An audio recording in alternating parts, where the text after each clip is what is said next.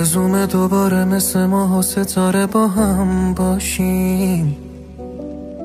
آرزومه بزنه بارون با صدای غم از خواب باشیم. کی فکرشو میکرد اینجوری نباشیم. نمیخوام باور کنم که این دوری از حماقتت باشه. باید بدونم این حرفا بتونه حرفای دلت باشه.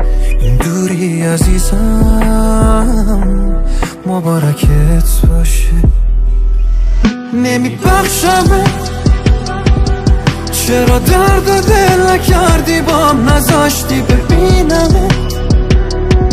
من که علم غیب نداشت دلم تو رو بفهممت. نمیفهممت، نمیشناسمت. از همون شبی که منو تنهام گذاشتی با غمت. میرم ای سراغ گوشیم، دلم میخواد بگیرمت. نمیبخشمت. بیا غماتو بذار، اومدی بارونو بیار. بارون هوای خاطراتمونو زنده میکنه. بهونه نیار منو تو دوراهی نذار. میشه کنار هم باشیم به جون چشمات آسونه آسونه.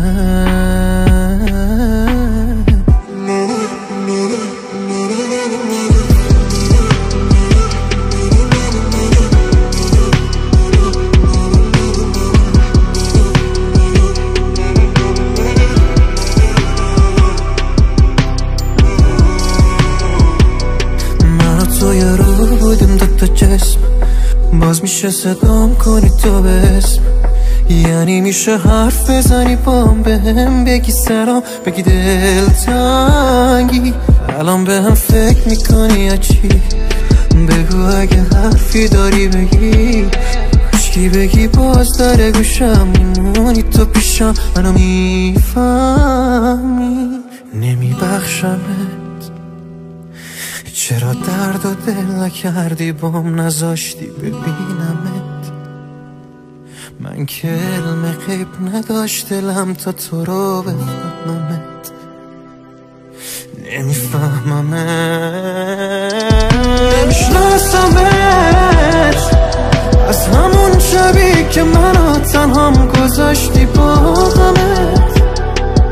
میرم ای سراغ گوشیم، دلم میخواد بگیرمت. نمیبخشمت.